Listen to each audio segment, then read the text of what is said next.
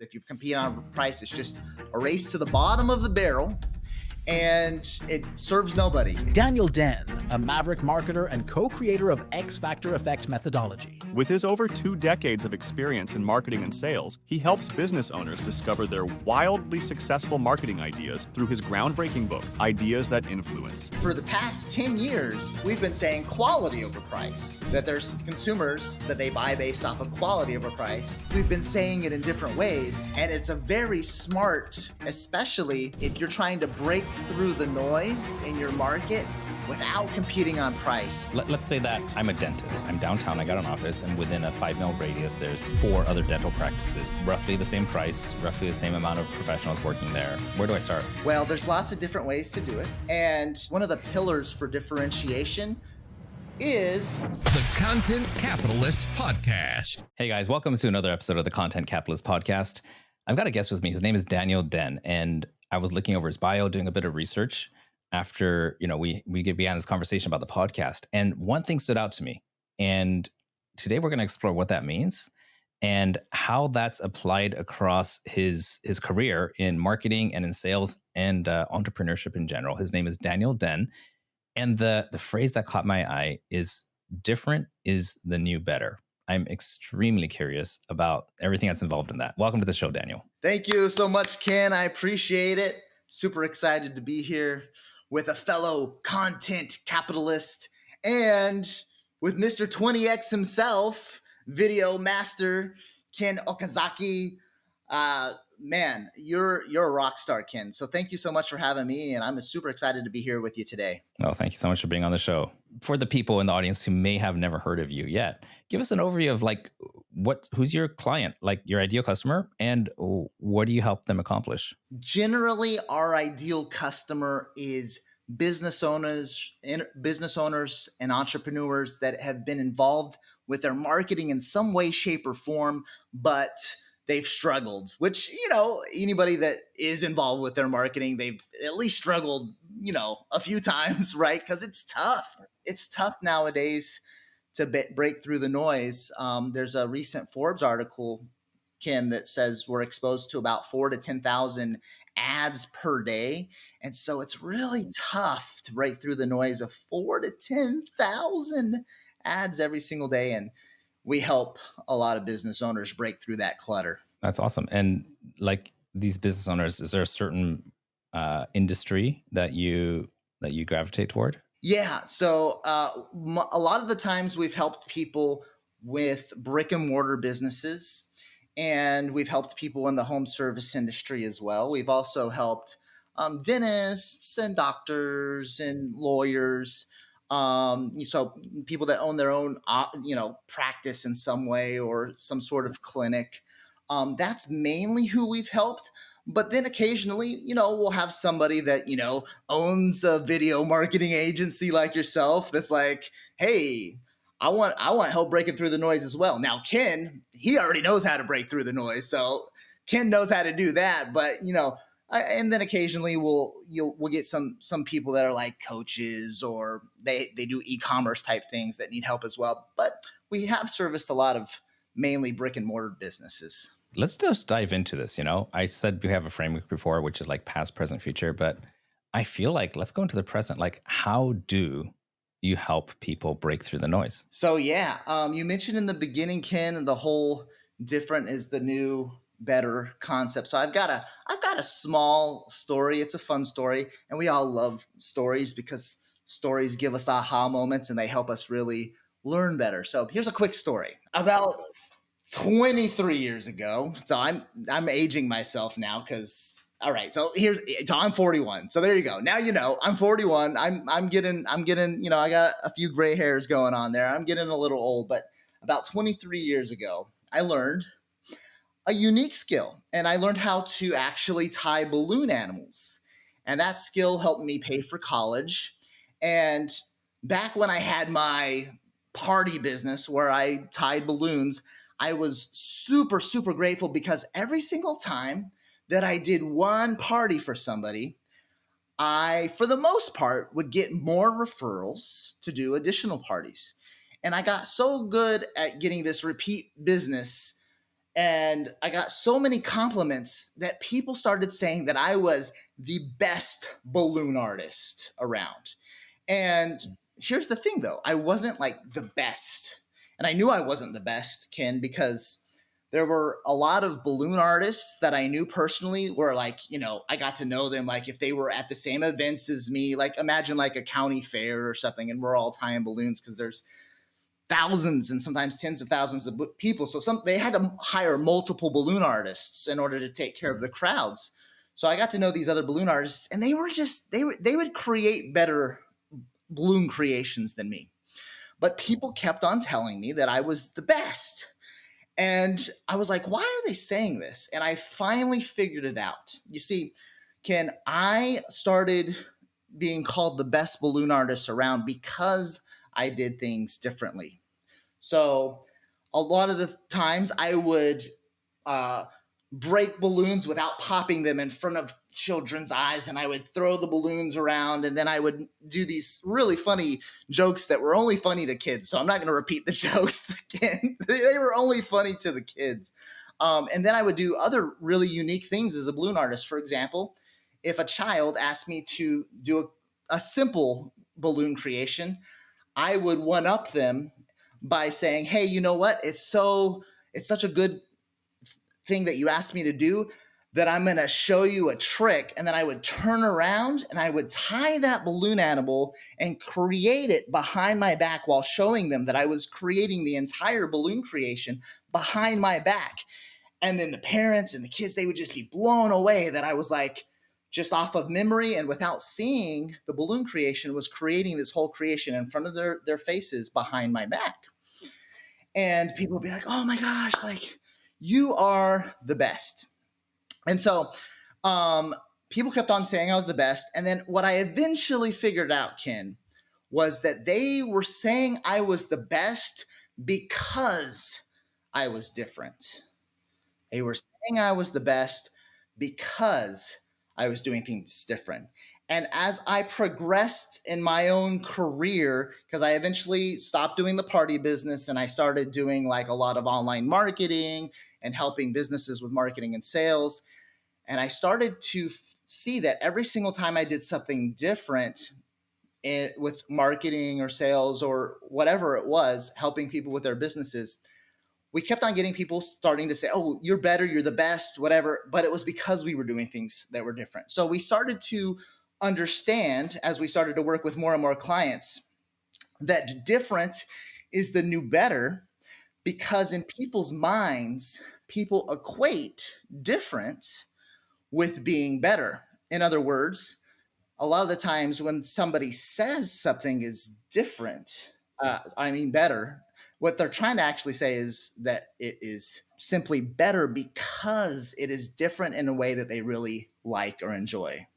So what are your thoughts on that, Ken? Have you seen that like with what you've done with like videos and things like that as well? I think what you're saying is spot on. I want to add to that I think some people will also have made the mistake of doing different for the sake of different without actually adding more value. And, it can work if it's like, a headline or, just a lead magnet. But if it's the core offer of what you're doing, then, I think that people got to differentiate. So for the marketing front, different, yes, different is any better.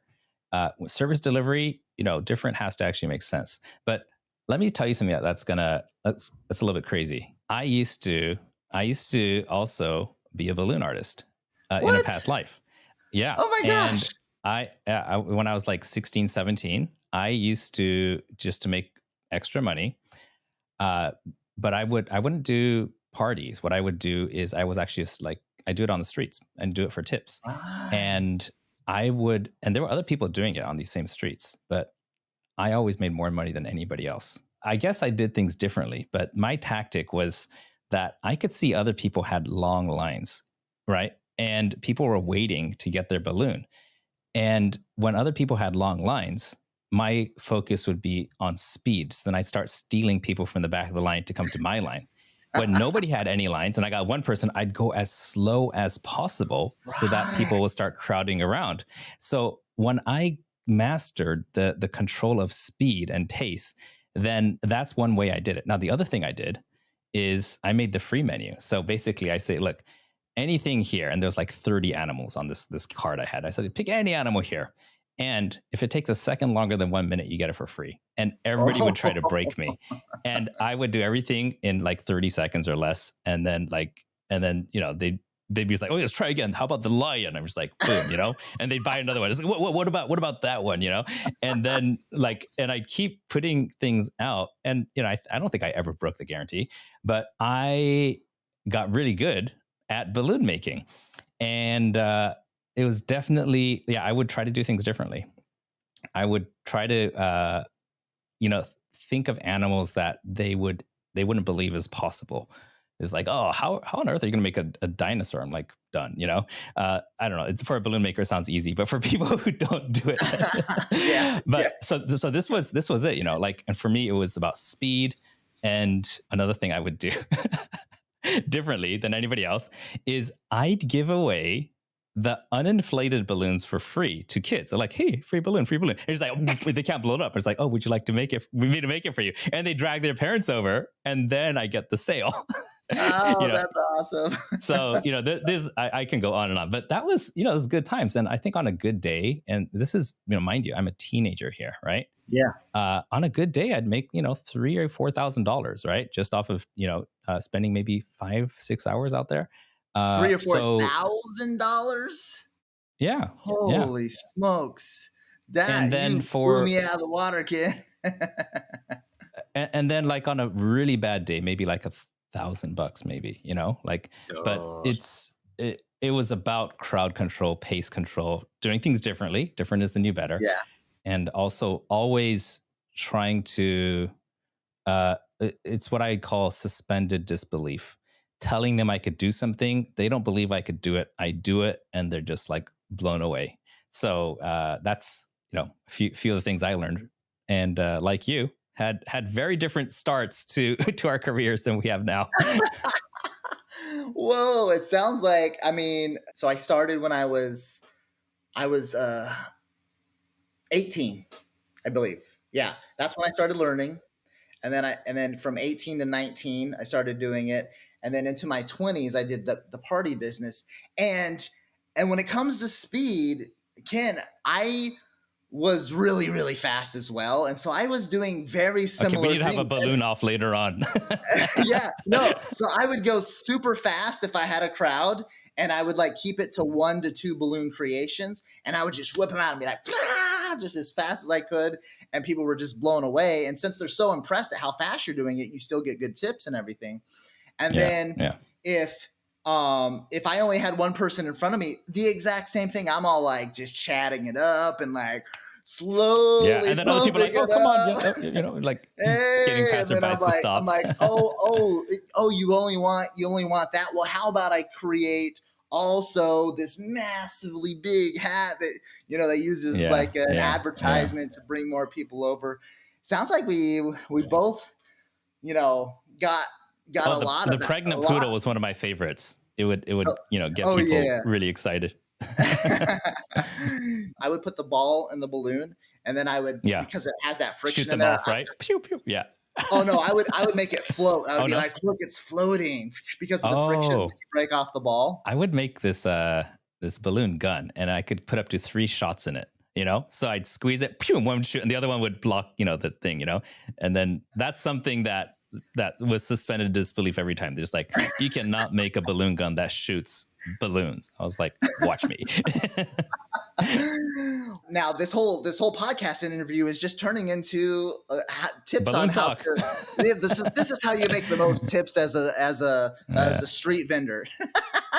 Yeah. But it was good times, and I'll tell you what. I never really thought about it until you brought this up, but I think a lot of the foundational things I learned about entrepreneurship, sales, marketing, customer relations, those were probably, learned right there on the street, at least on the basic level. For example, a lot of people, they'd say, oh, I don't want to buy one because it's going to pop. And I'd be losing sales. So then I came up with something. I give them a little printed card, I said, this comes with a 1-day warranty for free replacement. And so I give them this warranty card that looks all official. They're like, oh, really? And it actually, they'd laugh because it's funny. Yeah. But it actually saved so many sales. Like more than half the people after I showed them that, they would say, okay, I'll buy it. Because it wasn't just a brush off. They weren't just making that up. They were actually just like, well, my kid's going to go pop it. And then what? And then I said, just bring back the pop balloon. Just show me that you bought it and the card, and I'll replace it for free. And then, all day, as many times as you want. And, 1 out of 10 people would come back and I'd replace it. And I'd be happy to do that, So That's little things amazing. like that. And I just learned Why okay, didn't I think of objection the handling. guarantee? I needed you, Ken, as my balloon mentor. But yeah, it On was the good flip times. side was like your business contact info if people wanted to do parties inside and stuff. So like No. one side was the guarantee. Oh no, it was just straight up a guarantee card. I never did parties. Oh, Actually, gotcha. I did one. Someone booked me and I hated it. I was just like, no, Oh, yeah. Okay. I want to There be you on the street. I don't want to be like in someone's house and be like in charge of trying to keep everybody there happy for a certain amount of time. Right.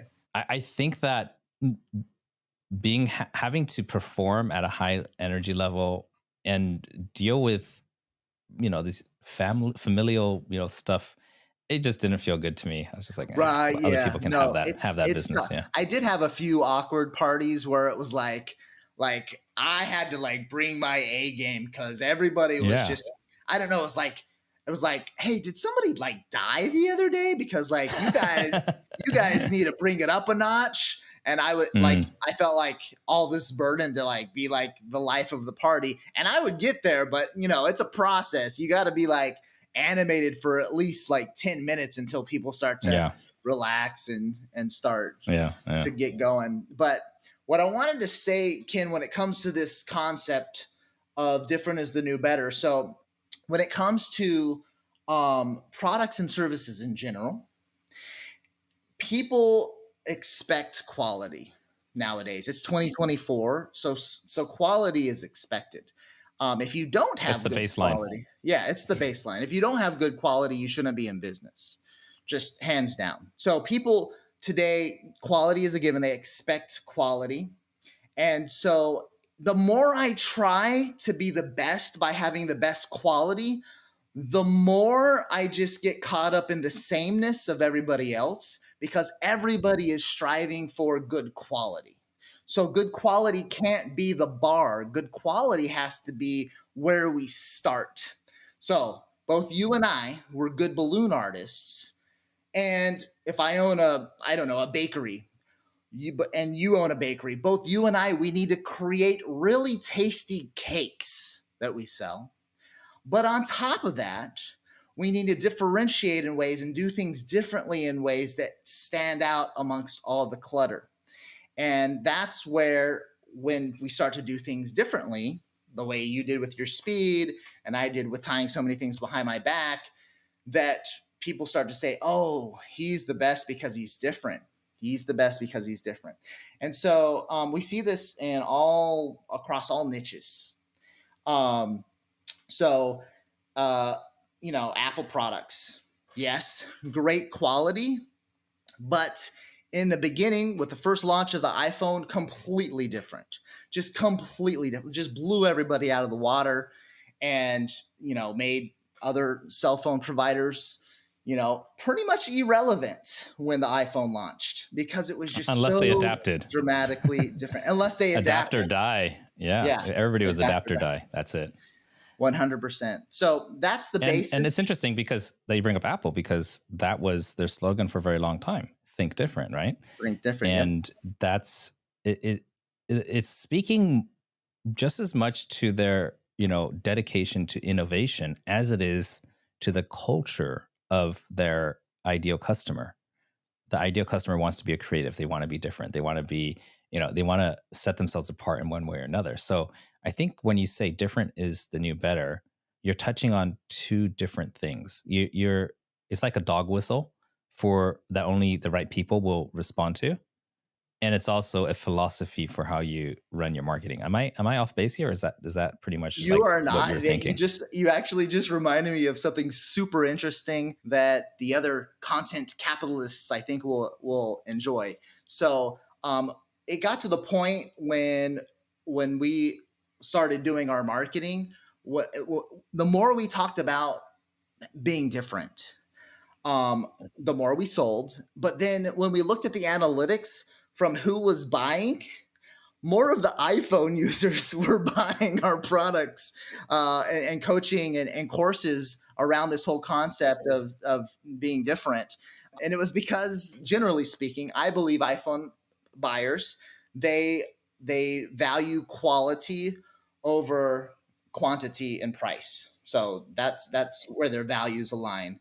And so, but then they also, when it comes to the think different concept, they already aligned with what we were talking about. But yes, it is common that if you look at analytics for anything that you're selling, that, with exceptions, but a lot of times you do have iPhone buyers uh, converting at a higher rate.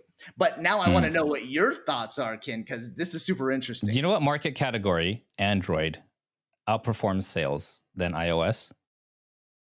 Yeah, Do you know? I assume so because it's bigger, right? No, no, like as far as like online purchases, there's certain Oh, market okay. categories where iOS outperforms Android, and there's ones where Android outperforms Right. iOS. Okay. Do you know Yeah. what it is? No. What is it? What's the difference? Tell me. Tell me. I want to know. It's the secondary market. That means used cars, uh, like things like eBay, things where people are price shopping. Now, what this tells me, and my theory around this is that people on Androids, they bought an Android in the first place because if you look down to the spec per spec, right? Like what's the exact screen size? What's the refresh rate? How much RAM does it have? How much battery and how expensive is it? And if you weigh every single little item line by line, then Apple is going to cost more. So they're going to come to the conclusion, I want the cheaper deal. And they go for the Android, which is technically going to be cheaper in many cases. However, and then that really ties into like, well, I want to buy this car, but oh, look, if I get this one that's just 5 years older, then I save so much money. So they're really analyzing a lot about what they're going to get for their money. So these people are very, very price conscious. They want to always get the best deal. Now, Apple users are going to buy typically more new things and brand name things. So the personality that goes there is they're buying the identity. I'm the kind of person who identifies with Apple, therefore I will buy Apple products. I'm the kind of person who's wealthy enough that I don't have to price shop. So I'm just going to buy a new Mercedes Benz, not the used one. I'm the kind of person who doesn't, like even though the Versace is going to look exactly the same if I get it from, this knockoff, on or where, probably a knockoff, or get one tailor made. Even though it's going to look the same, I'm going to feel different about myself if I buy that. So, and this is quite a generalistic kind of approach to how I philosophize on this, but I do believe that buyers are generally divided into these categories. Now, you can switch back and forth depending on like what stage you are financially or in your life, right? But I do think that you have identity purchasers and you have price shopping purchasers. And that's, if you think of it that way, then you could appeal to both markets and get the best of both worlds, just knowing who you're talking to. I love that, Ken, because so you're saying identity over price. And for the past 10 years, we've been telling the exact same story, but we've been saying quality over price. That there's consumers that they buy based off of quality over price. And then you're saying it's identity over price. And I think we're both right. It's just we've been saying it in different ways. And it's a very smart way of looking at things and a very interesting way of looking at things, especially if you're trying to break through the noise in your market without competing on price. Because as you know, Ken, if you compete on price, it's just a race to the bottom of the barrel and it serves nobody. Right? Or if Unless if you got the chops and you could go up against Jack Ma and Jeff Bezos, then go for it. Like yeah. I welcome anybody to challenge them. But they had put in like a few decades of work to get there, Yeah. and it'll be a long road. If It's tough. I think I'm good, but I'm not that good, or I want it. I just don't want it that bad. Like. I think I have enough self-awareness to know that I cannot eat shit for long enough to reach that level. Right. It's just I'm a little bit more of a chill version of an entrepreneur and marketer than those guys are. But yes, otherwise it's a race to the bottom. You know, Yeah. it's about being different. Okay. So Tell the me how yeah, go ahead. specifically can we, how specifically do you go, you differentiate yourself so that, you can be better? We've got three behemoths. Okay. So we've got Alibaba that you mentioned.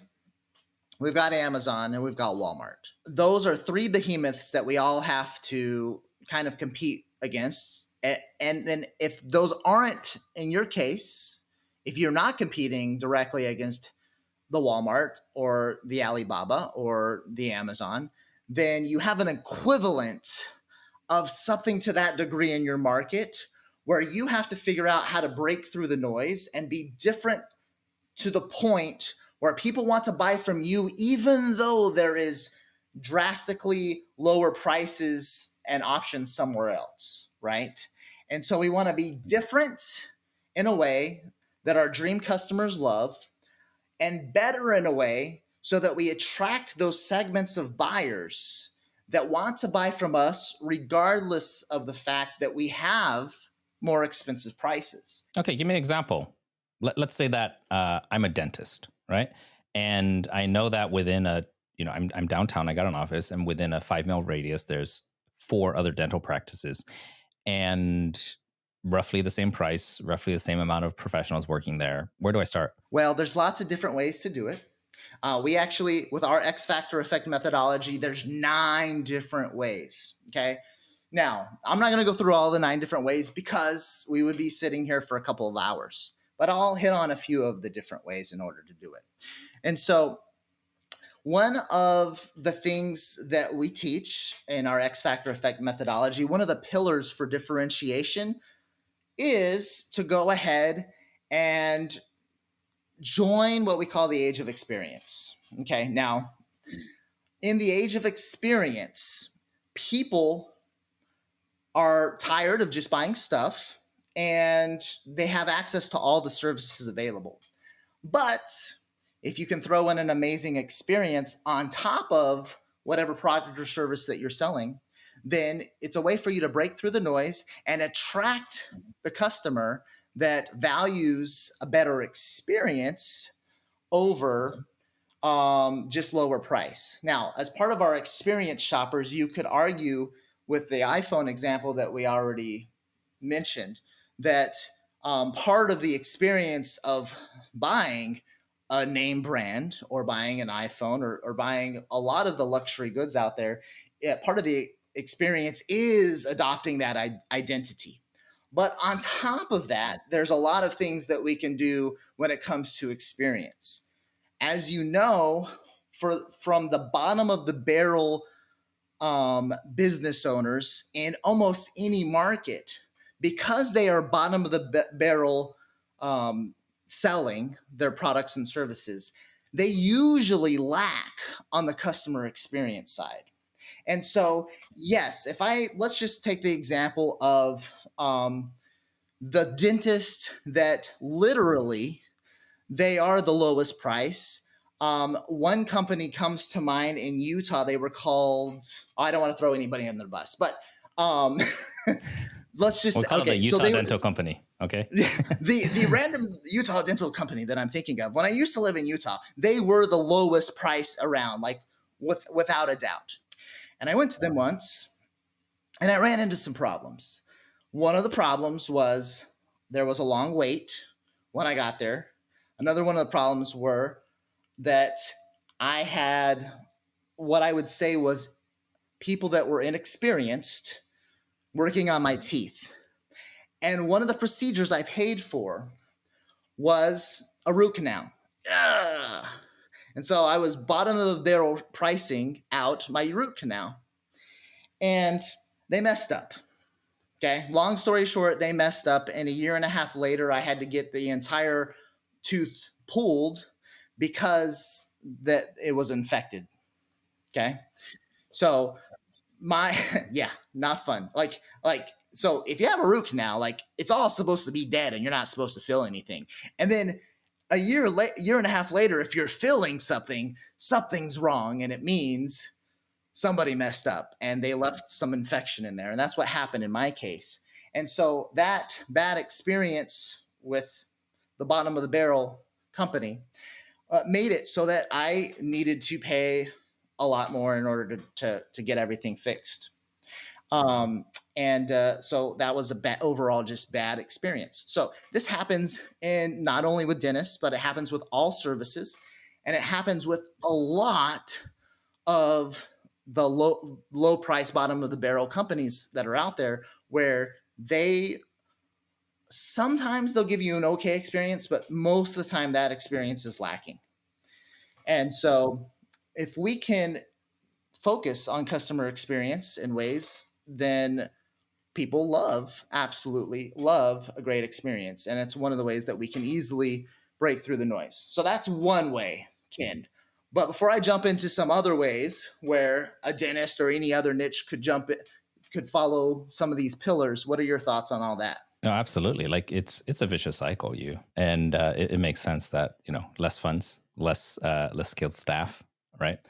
And but what I'm trying to pin down here, though, is let's say that the service quality is the same, because, like you said earlier, the quality is the baseline, right? So how would a dentist differentiate themselves, all things being equal, meaning that they've got both got experienced staff, they both are in similar locations, and the pricing is similar. So like for something that's come to my mind is like maybe you'd make some really fun TikTok videos, about what happens there. Other things could be you send surprise gifts to your customers that people may want to like shoot a video and put it on Instagram. But since you've been doing this for some time, like if somebody's listening to this and they're really in a brick and mortar business, and quality is not the problem, like I'd love to brainstorm some ideas that have you seen work in the past. Sure, 100%. So one of the things that we like to teach is that, first of all, when it comes to your brand identity, a lot of the people get caught up in the sea of sameness because of the way they did their branding. So in the case of the dentist, let's just stick with the dentist. One of the problems that dentist runs into way back in the beginning when they created their brand was, first of all, they say, all right, what's my last name? Okay, Den, right? Or Okazaki. So Okazaki Dental. Let's open Okazaki Dental, right? And first of all, with that type of naming, well, everybody just took lots of businesses just took their last name and then added the word dental to it. So initially, we're already starting to fall into that sea of sameness where our name kind of looks like everybody else. And then on top of that, Ken, let's say you're opening your dental practice and you've got your name, Okazaki Dental, and then you're going to go to your designer and you're going to say, all right, designer, this is what I figured out. So we've got a bunch of logos that we researched, and what we found is that most of the logos are blue and black on a black background, and it puts the name in a fancy way, and then it's got a tooth. So we want our logo to have a tooth as well. And Mr. Designer, if you want to get crazy, then you can throw a toothbrush in there. All right. So here we go. Let's get the tooth in there, and maybe let's even get a toothbrush in there. And then the designer comes back, he's messing around, and he makes Okazaki Dental looks, professional. It's blue and black on a white background. It's got the tooth. It's got the toothbrush. And then Ken, you say, oh, it's amazing. It's beautiful.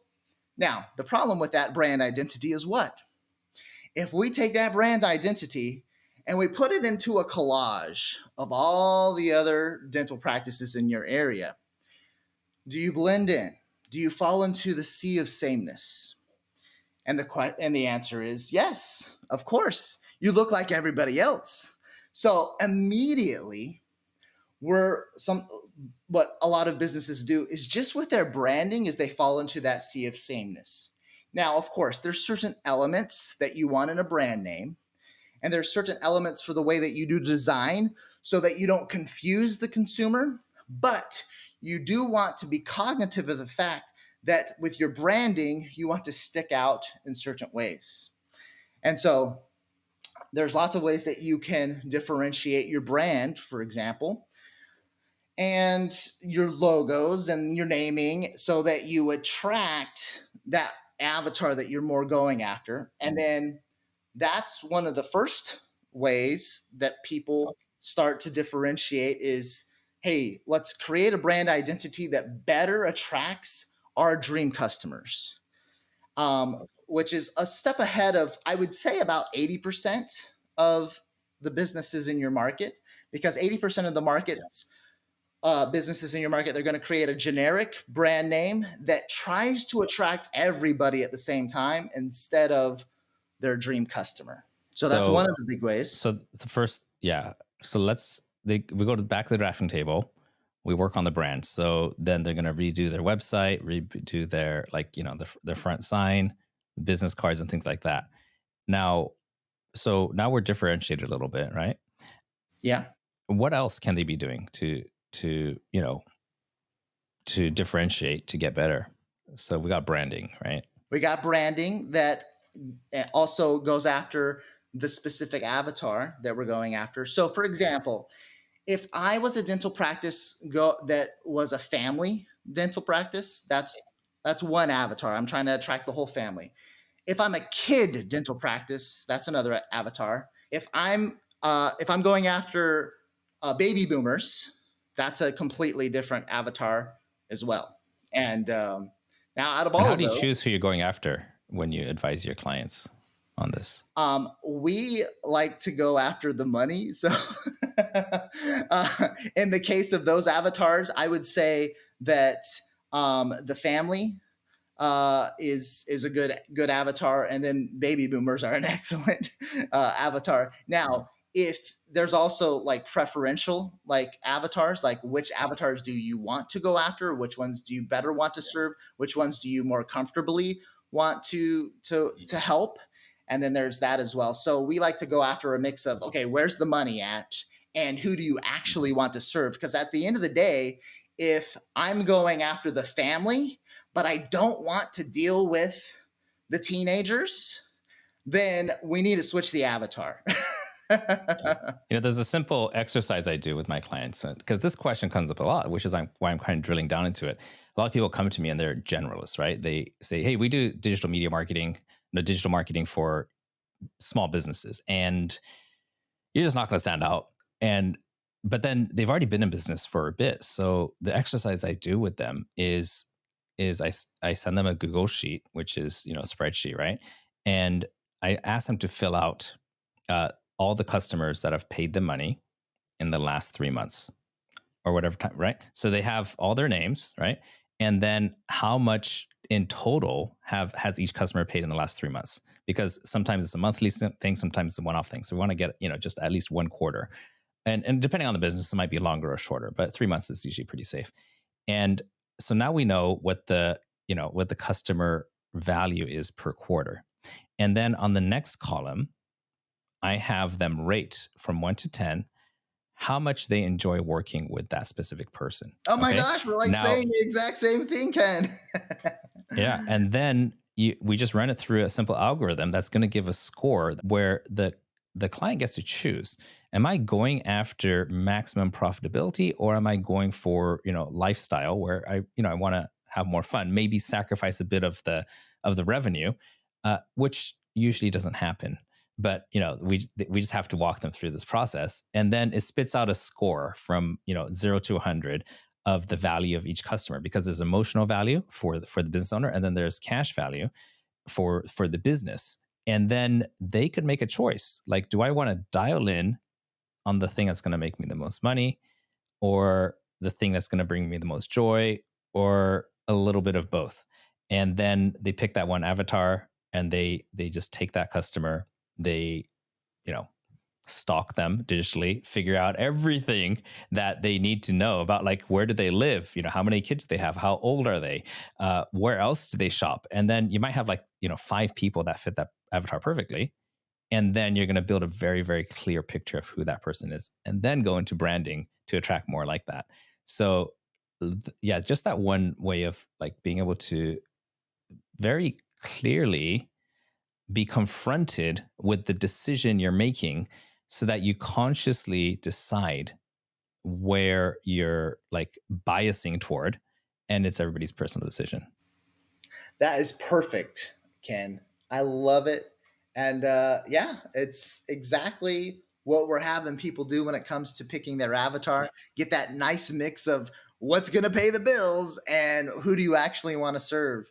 So, with our dental example so far, Ken, we've got okay, we're going to attract a specific avatar. Let's go ahead and pick the boomers, the baby boomers. All right. So we know they got money, and okay, they're pleasant for the most part to work with. Nostalgic about 80s rock or 80s pop.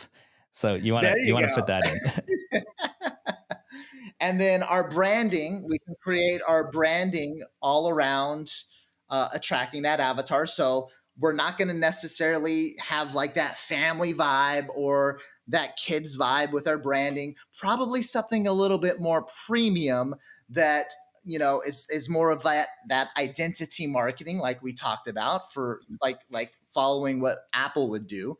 So something premium, like thinking of Apple in mind. What we actually do, Ken, I don't know if you've done this as well, is once we've dialed in the avatar and once we dive into the branding, we start to have them lay out what the favorite brands of our dream customers are, so that we can start to create branding and brand elements that attract based off of what they already like.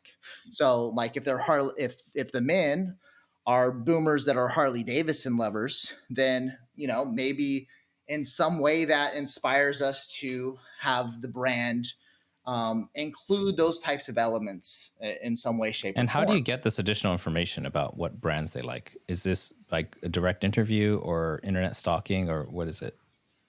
Yeah. So yeah, it's research overall when it comes to the branding aspect of things. Research is such a much more political correct way of saying internet stalking. But you said it better than I did. Better branding. I like to say things that agitate my audience a little bit, like if, so I just, like internet stalking, then I could put that, like if it's in the script and people are just like, oh, internet stalking, naughty, and they'll look at it. If I say research, you're just like, doesn't really. And that's actually why I put the word capitalist inside of the title of this podcast, because believe it or not, some people, it's a sensitive thing. They're just like, like, wow, you're one of those horrible person, and I needed something that's going to get people to actually stop and think. I have a friend, his name is Steve Larson, and he has a brand called, Capitalist Pig. Yeah. And I saw that. I'm like, wow, like he's been called that so many times in the comments, most likely. And he's just like, I'm just going to own it. And it will no longer affect me. And so I wasn't ready to go that far, but content capitalist, I think that works, So anyhow, we're off on a different tangent here. But actually, this could work here. Like, what do they love and what do they hate, right? It's attracting and repelling, right? So what kind of brand elements can I use to attract and repel? Because remember, with the example of the dentists, most people are going to do last name dental, Okazaki dental, Den dental, right? So, and then they're stuck in the sea of sameness. So if we create brand elements that attract as much as they repel who we want to work with, then so that premium brand does not scream for the dental practice. The premium branding that we're going to create it does not say, hey, bring your kids. Like it just doesn't. Like it says, hey, we're the high-end place. Now, if you want high-end dental care for your kids, go ahead and bring them in, but that's not who we normally serve, right? So we got the avatar, we got the branding, and then now when it comes to experience, if we're a premium brand, we're going to throw in those premium experiences. So part of those premium experiences can be a promise of no waiting. If you come to your appointment and you're waiting to sit down for more than 10 minutes, more than 2 minutes, how about that? More than 2 minutes, we're going to do the Ken guarantee, right? The way you were handing out those business card, those guarantee cards. The guarantee is we're gonna knock $500 off of your dental bill if you are waiting more than 2 minutes to see the dentist. That's premium right there. That's premium. Or Because I'd give them like a gift certificate for Amazon or something, like, because then yeah, you yeah, could it buy those doesn't in have to bulk be, and get a better deal or something, right? yeah, it Or doesn't have to like, be $500. a free meal Yeah. next door or something, Yeah. Well, in the case of the boomers, so Yeah. Cracker Barrel, There right? you go. So Yeah. a free $50 gift card if you're waiting more than 2 minutes to see the dentist to Cracker Barrel, and then that guarantee alone also is attracting the boomers, right? Okay, so we're really starting to build something here, and then on top of all of that, there's more that we can do. You mentioned, ads, right? How can we translate the way we do things with our marketing message, right? Also, the attractive character. Now, if I am the dentist and I'm doing social media and I'm hiring Ken's 20X agency to create some killer ads that attract the boomers, there's certain things I'm going to do in these videos to attract the boomers, and there's certain things I'm going to say, and there's certain things that I'm not going to do and say.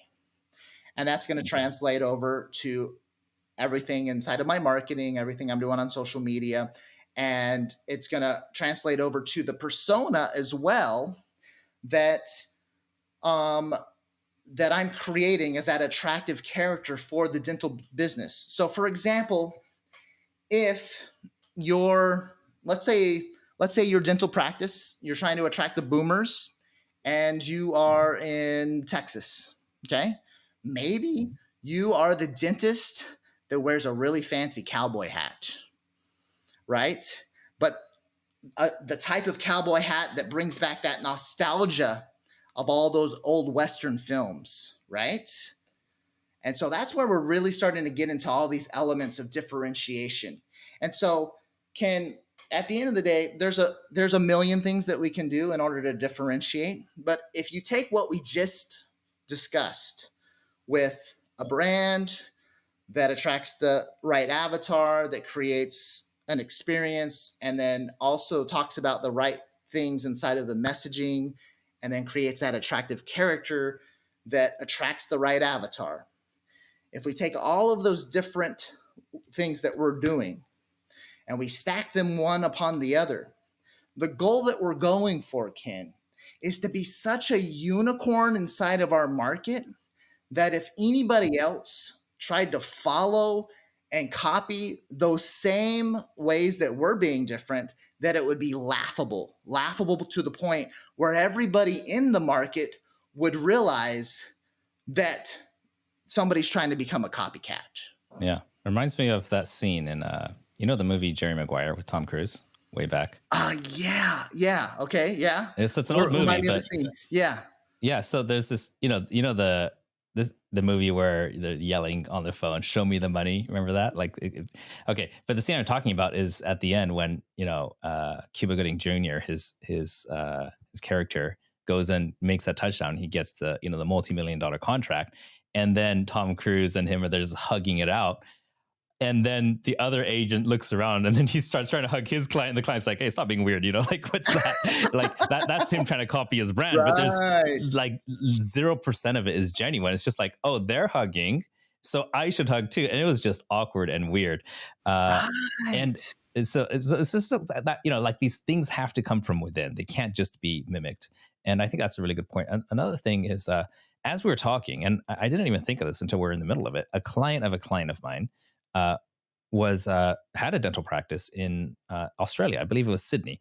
And he had the exact same problem that we were describing, no differentiation. And, people were just shopping based on price. So my client, who's a coach, had told him, okay, first thing you're going to do is double your prices. And the guy's just like, "Are you crazy?" And he goes, "Exactly. Everything needs to be double." And the guy's just like, "Well, I can't believe I'm doing this." So he doubled the prices. And he says, "Now everybody can come by appointment only. There are 0 walk-ins allowed." Ooh, and he goes, nice. "And what you're going to do is you're going to mail your entire list of clients and automatically tell them that the line is the next available appointment is 2 weeks from now." So now people are trained, this is high. Now, he didn't actually have every single booking for the next week, 2 weeks booked. But people were just like, wow, if I have to wait 2 weeks, I better book now. So his calendar started filling, right? And the prices did go up. And the third thing he did is he made the front of it used to be just like a big glass front, dental practice. He made the front look like a speakeasy, where it was like a very discreet, but very, very like he bricked it all up and he just put one door there, right?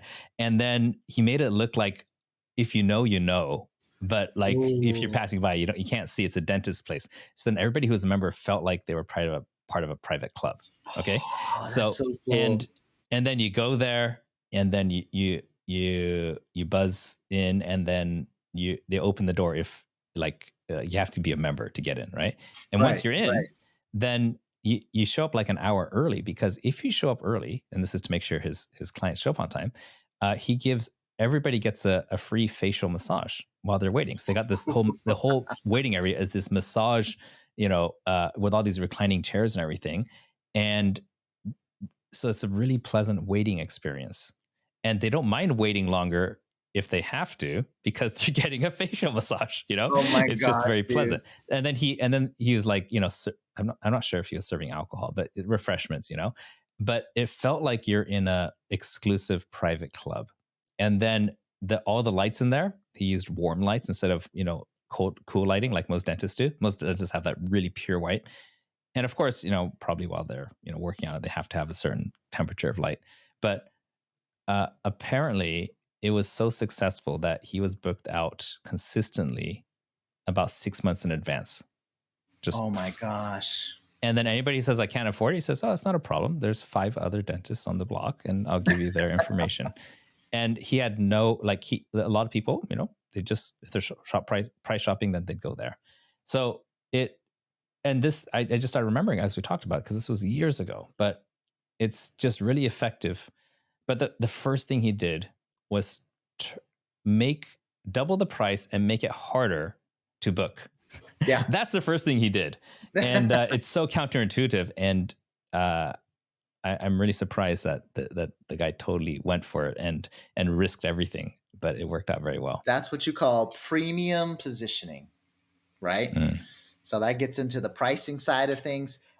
Whenever we're coaching clients, Ken, in order to break through the noise and become that market leader or category king or category queen, a lot of most all the time, we are trying to get them to raise prices, stack the value, and create all these things that make them so desirable and different that they're a unicorn that people are attracted to.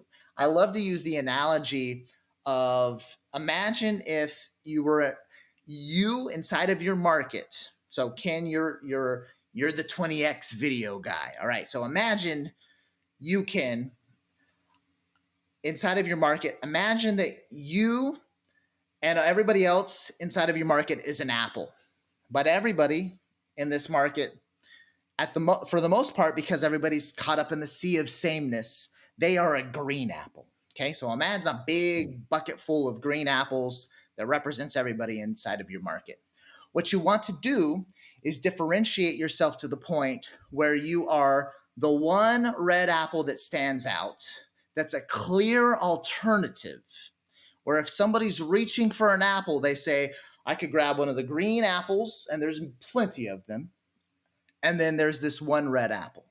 Now, when you become that one red apple in the sea of green apples, you've differentiated yourself to the point where you are still an apple, but you are an apple with clear differences, different taste, different color, different experience, etc. Right? And so the trick is stack those differences on, not to the point where we're being different just for the sake of being different, which you mentioned in the very beginning, Ken. It's not just about being different, because if I wanted to be different just to be different, well, I could be a rotten apple. that would be different. I could be an apple that's, I don't know, that wears a hat, right? But then it's like, what? Now we're just being Something weird, that actually works right? in Japan is Square apples, those are a thing.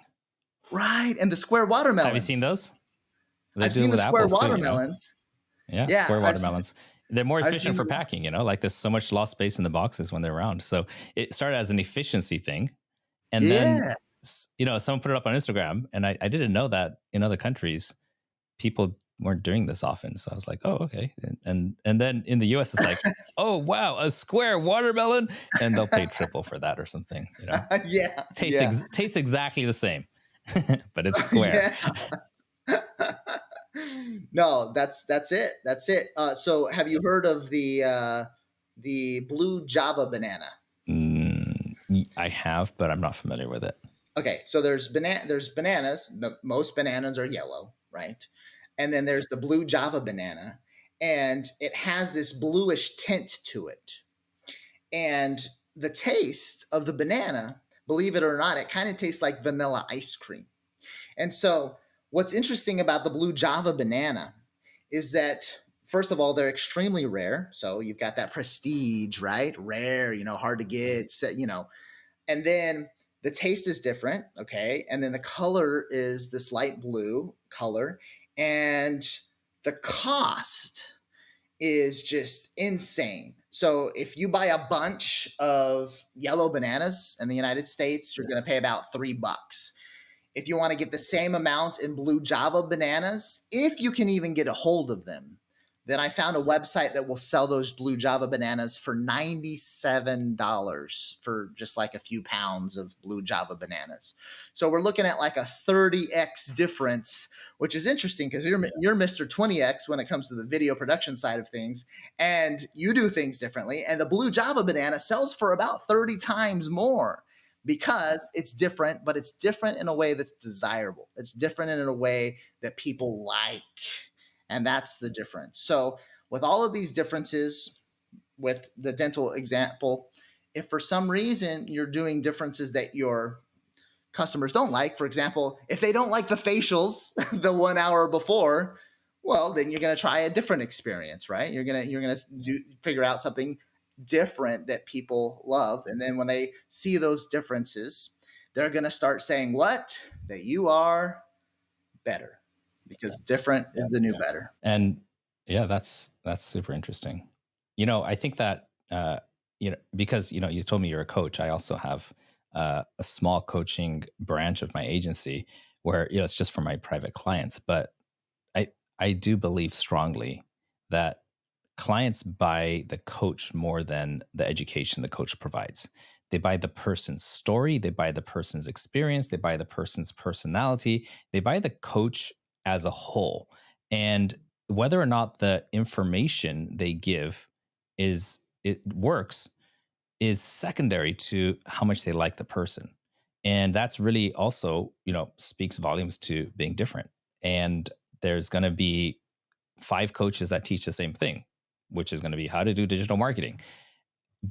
And they might teach it in similar ways, but they're 5 different people. That 5 different customers will pick a person based on that.